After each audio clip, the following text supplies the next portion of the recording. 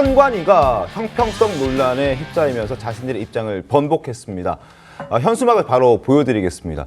이재명은 안 된다라는 아래쪽에 있는 저 현수막을 지금 사용하지 말아라라고 했다가 이 입장을 사흘 만에 바꿨습니다. 이제 사용해도 괜찮다라고 얘기를 하면서 어제 섣부른 결정이었다라고 입장을 밝혔습니다. 사과까지 했지만 논란은 커지고 있습니다. 자, 영상 보겠습니다. 선관위는 탄핵 재판이 아직 시작도 안 했는데 탄핵 인용을 기정사실화하고 조기 대선을 확신하고 있는 겁니까? 그렇지 않습니다. 법문만 검토를 하고 지금 전체적으로 볼 때는 너무 이른 섣부른 결정 아닌가 싶은 생각이 듭니다. 어제 저녁 선관위는 회의를 하고 1시간 만에 입장을 번복하는 내용으로 자신의 입장을 밝혔습니다. 12월 19일에는 지금 그래도 이재명은 안 됩니다라는 저 문구에 대해서 특정 대선 후보 낙선 목적이 있다. 사전 선거 운동으로 선거법 위반 소지가 있다라고 이야기를 하면서 불허했었습니다. 그런데 23일 어제 그래도 이재명은 안 됩니다라는 저 문구는 단순한 정치 구호다라고 얘기를 하면서 사전 선거 운동 해당 안 된다라고 입장을 밝혔고 그래서 허용해 주기로 했습니다. 자, 선관위가 편파적이었다는 걸 본인 스스로 인정했다고 봐야 될까요, 송권 본부장님? 예, 인정을 한 것이죠. 저것 외에도 그 전에도 여러 가지 선관위가 편파적인 문제들이 같이 부각이 됐지 않습니까? 네. 같이 부각이 되니까 선관위가 서둘러서 이거 일종의 뭐 꼬리 자르기를 해버린 셈인데 선관위 전체의 인식은 저는 변하지 않았다고 봐요. 그렇군요. 인식이 이게 여기 그대로 들어가 있거든요. 가령 예를 들어서 그 이재명 그 대표가 일단은 뭐 대선 후보가 된다는 것, 뭐 민주당도 경선을 거쳐야 되잖아요. 그렇죠. 그런데 사전 선거 운동이라고 하면은 이재명 후보를 대선 후보로 그 딱 선정을 해놓고 판단을 하는 거지 않습니까? 특정한 걸로 봐야 되겠죠. 특정을 했죠. 그것보다 더 심각한 것은 조기 대선이 열린다는 거예요. 그것 뭐 또한. 120일 전 뭐 이렇게 돼 있는데 조기 대선이 안 열리면 이거 2027년에 대선 열리는 거예요. 적용이 안 되죠, 사전 선거 운동에. 네. 그런데 조기 대선이 지금 헌재에서 결정이 나와야지 조기 대선이 열릴 텐데 그것도 그 전제를 해서 저런 결정을 내렸고 또 하나 저는 또 심각한 게 중에 하나가 정연욱 의원에 대해서 이 내란 공범 이렇게 표현한 거는 인정을 했잖아요. 네. 내란이라는 거 지금 결정이 안 됐습니다. 그렇죠. 아직 내란 재판. 혐의입니다. 그렇죠. 내란 혐의. 재판이 안 나왔어요. 네. 그런데 거기에서 뭐 찬성을 했다고 해서 내란 공범 이렇게 하는 것은 이것은 이 내란죄라는 것을 또 전제를 해버린 거예요. 선관위가 법원의 판결도 나오기 전에 이런 문제들이 한꺼번에 불거지니까 일단 그 후퇴를 한 셈인데 앞으로도 그 선관위가 저런 행태를 보인다면은 전면적인 저는 그 선관위에 대한 손질이 필요하다고 봅니다. 알겠습니다. 지금 정연욱 의원 얘기가 나왔는데 당초 이 문제를 제기했던 국민의힘 의원입니다. 자, 선관위의 판단을 받아들고 번복된 판단을 받고 즉시 현수막을 게시했습니다. 선관위는 공정해야 한다. 너무나 당연한 소리인데 저런 입장을 이제 딱 현수막까지 썼습니다. 선관위는 공정해야 합니다. 그리고 선관위 섣부른 결정. 네, 그럴 줄 알았다. 라는 입장을 밝혔습니다. 현수막으로 저렇게 자신의 지역구에 걸었습니다. 참 선관위가 이번에 좀 섣부른 결정을 했다. 그런 평가들이 많은데 이 부분에 대한 지적이 사실 어제 오늘 일은 아니었고 이번에 특히나 좀 두드러졌던 것 같다는 그런 생각도 많이들 하고 있는 것 같습니다. 제가 사실은 선관위 운영 과정에서 나온 이 문제는 이제 여야를 막론하고 있는 문제예요. 왜냐하면 그 선거관리위원회 이제 각 그 해당 지역 선거관리위원회도 문제지만 중앙선거관리위원회도 운영 체계를 보면 선거관리위원장은 비상근입니다. 네. 그러니까 선거관리위원회 원래 전문성 있는 분들이 모든 걸 결정하지 않고 실무진들이 먼저 해석을 하고 결정을 해요. 이것도 지금 구두 뭐 문의에 대한 답변이었다는 거거든요. 맞습니다. 그러니까 실무자들이 모든 걸 결정하고 문제가 되면 그때 회의체가 작동을 하게 되는 거죠. 그래서 이 부분을 고쳐야 되는데 이것은 수년 전부터 정치권에서 고쳐달라고 얘기했던 부분인데 운영의 그 양태가 고쳐지질 않고 있어요. 네. 그러니까 전문성 없는 분들이 여기에 대해서 그냥 구두 해석을 해주는 겁니다. 근데 그거를 또 이 실무진들은 또 녹음했다가 나중에 법정에서 다투기도 하는데 많이 또 차이점이 있어요. 그러니까 이런 부분들은 선거관리위원회에서 중앙선거관리위원회에서 운영 방식을 바꿀 필요가 하나 있는 것이고 네. 이것은 분명히 편파적인 이유가 뭐냐면 정현욱 국민의힘 의원이나 각 지역구에 거의 다 달려 있어요. 다 달려 있습니다. 그러면 그 해당 국회의원들은 대선 출마할지 안 할지 어떻게 합니까? 그러니까 민주당 이재명 대표가 예를 들어서요. 조기 대선이 예상된다고 쳐요. 그러면 정현욱 의원도 대선에 출마할 여지가 없잖아요. 있는 겁니다. 아무도 모르는 거예요. 네. 그런데 정현욱 의원은 저렇게 해도 되고 이재명 대표는 하면 안 되고 이거 앞뒤가 안 맞는 것이고 또 하나는 허위사실 공표 관련돼서 저렇게 정현욱 의원에 달면 안 되는 겁니다. 허위사실 공표는 상시예요. 정현욱 의원은 국회의원이기 때문에. 네. 그렇다면 이 부분도 문제가 있는 것인데도 불구하고 여기에 대해서 또 선관위가 방치를 해요. 그러니까 이 선관위 자체가 물론 묻는 거에 대한 답변을 국한에서 하는 것도 있지만 실제는 전반적인 선거 관리가 특정 정당에서 볼 때는 편파적이라 느낄 만한 그런 선거 행정이었다라고 생각합니다.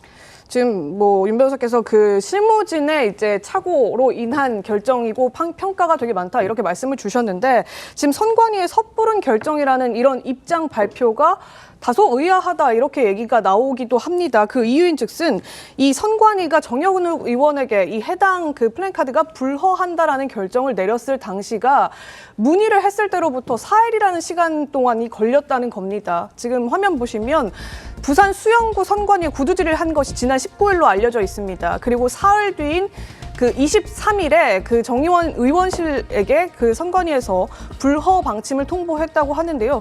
그 사이 부산 선관위로 올라갔고 서울에 있는 중앙선관위까지 올라가서 해당 부분에 대한 검토를 거쳤다고 해요. 이런 논의 끝에 당사자에게 불허 통보를 내린 기간이 4일여 가까이 된다. 이런 얘기가 지금 나오고 있는 반면 논란이 공개적으로 불거지고 나니까 중앙선관위에서 어제 긴급하게 회의 안건으로 올렸습니다. 어제 저녁 6시 넘어서 회의 안건으로 올린 이후 허용 발표가 난 것은 5시 반부터 7시까지 1시간 30분 만에 허용 발표로 다시 뒤집혔다. 그러니까 첫 번째 말씀 주신 것처럼 실무진의 판단 미스가 꽤 많을 여지가 있는 것과 더불어서 저렇게 이제 간단하게 뒤집힐 수 있는 것이 바로 선관위의 입장이라는 얘기잖아요. 그러니까 그 실무진 본인이 판단하진 않아요. 통상 지역선거관리위원회 문의를 하게 되면 항상 중앙선거관리위원회에서 해석을 받아서 답변을 해줍니다. 그렇게 얘기를 해요. 근데 중앙선거관리위원 또는 그 광역단체 선거관리위원 여기는 선거관리위원들이 회의를 해서 알려주는 것이 아니고 사무처에서 알려주는 경우가 많아요. 그러니까 거의 이게 차이가 뭐냐면 위에는 사무처에서 해석을 한 거고요. 네. 밑에는 선거관리위원들이 회의를 해서 노태학 선거관리위원장이 모았다는 거잖아요. 모아서 회의를 해서 알려준 거기 때문에 밑에 게 맞는 거죠. 그다음 위에 게 틀린 거고요. 네. 이게 섣부른 결정이 아니고 틀린 결정을 한 거죠. 이건 분명히 입장을 밝혀야 돼요. 틀린 결정 분명히 한 겁니다. 이거를 선거관리위원회가 얘기를 해야 되는 것이고 계속적으로 이렇게 가게 되면 사실은 이건 고발 조치를 해야 되는 거예요. 만약에 도저히 이해 못하는 선거 행정에 대해서는 이제는 앞으로는 각 정당이 이거 고발 조치해야 되는 거죠. 그냥 마냥 뭐 이연령 비연령의 선거 행정을 하는 것을 두고만 보고 있을 수는 없는 거예요. 그러니까 부정선거 얘기도 나오고 있는 거 아니겠습니까? 그러니까 저 부분은 선거관리위원회 차원에서 분명히 징계 조치를 한다든가 이런 식으로 자정 노력을 하지 않으면 밖에서부터 고발 등의 행정적 조치 내지 사법적 조치를 해가야지만 네. 올바른 선거관리위원회가 재탄생된다. 저는 그렇게 생각합니다. 4일 동안 진행한 결과가 틀린 결정이었다는 말씀을 주셨고 1시간 반 만에 이제 올바른 결정 뭐 이런 입장을 좀 밝혀주셨는데 어찌됐든 선관위의 불허 결정을 놓고 여야는 첨예하게 다른 반응을 보였습니다. 직접 들어보겠습니다. 선관위가 무슨 권한과 자격으로 윤석열 대통령 탄핵 인용을 사실상 기정사실화하면서 조기 대선을 운운할 수 있다는 것인지 되묻고 싶습니다. 부정선거 음모론을 광신하고 내란을 일으킨 윤석열의 인식과 뭐가 다릅니까?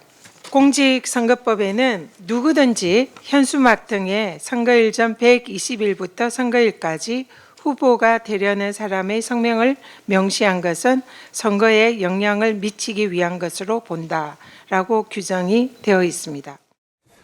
성채용 부의장님, 예. 자 지금 선관위의 이런 결정 번복됐던 걸 두고 이제 이번에는 민주당이 또 비판의 목소리를 내고 있습니다. 국민의힘의 압박에 의해서 선관위가 굴복했다 뭐 이런 입장을 내던데요. 왜냐면 이런 번복 이런 모습들이 국민들에게 선관위가 좀 오락가락하다는 모습을 보여줄 수 있잖아요. 중앙선관위는 정말 중립적이어야 하고 항상 공정해야 되는 기관임에도 불구하고 오락가락하는 모습을 보여주는 건 좀 안 된다라는 말씀을 드리고 싶었던 거고 저는 이번 이 논란이 그렇다고 해서 이게 편파적인가? 저는 그건 아니라고 봅니다. 왜냐면 편파적이진 않다. 예, 왜냐면 이재명은 안 됩니다는 안 된다고 했지만 더 심한 문구들 뭐 제명아 감옥 가자, 이재명은 구속하라, 뭐 이런 얘기들은 또 허용했잖아요. 그러니까 그런 것들이 이재명 대표를 비판하는 거는 무조건 불허한다 이게 아니에요. 그러니까 선거와 좀 관련될 수 있는 거. 예를 들면 뭐 홍준표 시장 지금 사실상 뭐 대구시장을 뭐 관두고 조기 대선을 출마 의사를 밝힌 것처럼 그러면 홍준표 시장한테 홍준표는 좋습니다라고 하면 괜찮습니다. 근데 홍준표를 뽑아주세요. 선거와 관련된 발언을 하면 안 된다는 겁니다. 그러니까 아까 그 중앙선관위 관계자가 너무 법문만 해석했다. 우리가 법문만 해석하게 되면은 선거와 관련된 얘기는 무조건 안 된다 이렇게 받아들였기 때문에 이재명 대표에 대한 비판 다 허용할 수 있습니다. 그러니까 편파적이라는 건 아니라는 겁니다. 그러니까 중앙선관위가 저는 오락가락하는 모습을 보인 것은 국민들께 신뢰 문제에서 잘못됐지만 이거 너무 편파적인 거 아니야? 너무 지금 야당에게만 잘 보이려고 하는 거 아니야? 이거는 잘못됐다는 거죠. 이재명 대표에 대한 더 심한 얘기들 사실 공직선거법 1심 나온 다음에 그 국민의 모든 지역위에서 어떤 현수막을 걸었냐면 이재명 대표 1심 징역 2년 뭐 이런 거 걸었거든요. 이런 것들도 사실 이 뭐 사실이라고는 하지만 되게 편파적일 수 있는 거고 되게 좀 그 민주당 입장에서는 이런 거를 현수막으로 걸어도 되나? 약간 입장이 들지만 선관위에서는 이건 정치적 표현이다라고 판단한 거잖아요. 그렇기 때문에 너무 다음 대선과 다음 선거와 관련된 문구가 아니면 다 허용해 준 것이기 때문에 이것을 중앙선관위가 민주당에게 편파적이다. 중앙선관위가 과거에도 심지어 지금 이 논리가 어떻게 진행되냐면 그렇기 때문에 과거에 부정선거를 했다까지 이어지잖아요. 이거는 너무 논리의 비약이다. 이거는 편파적인 게 아니라 선관위가 그냥 그 법문 해석을 너무 비좁게 한 것이 문제인 것이지 민주당에게 잘 보이기 위해 한 것이다. 저는 너무 과한 것이라고 생각합니다. 네, 알겠습니다. 이 선관위가 최근에 부정선거 의혹을 제기하는 것만으로도 처벌할 수 있는 법 개정을 준비하겠다고 했는데 네. 지금 이런 일련의 과정들이 논란이 되면서 돌연 보류를 선언했습니다. 표현의 자유를 억압한다 이런 여론의 눈치 보기 아니냐 이런 지적이 나오는데 손문부장님 지금 이 논란도 그렇고 지금 과거에 그 정의원의 플랜카드도 그렇고 다 표현의 자유 결국 존중해야 된다라는데 착안했다라는 거잖아요. 그렇죠. 이게 그 전에도 어떤 특정 사건에 대해서 비판을 하는 것 자체로 처벌을 하는 그런 법들이 있었잖아요.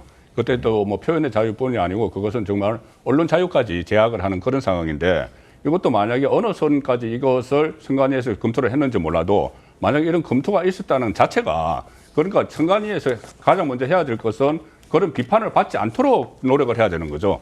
그래서 그 비판하는 것 자체를 어떻게 뭐 제약을 하는 그런 것을 그 법안을 검토를 했다고 하면은 상당히 그 잘못된 상황이고 그리고 저희들이 과거에 이제 그 취재를 할 때 선관위에 이렇게 의뢰를 하는 경우가 많아요. 문의를 하는 경우가 많아요. 취재를 하다 보면은 그러면 선관위에서 바로 답변 안 옵니다. 그 연락처를 받아놓고 한참 있다가 다른 데서 다 논의를 해서 답변이 와요.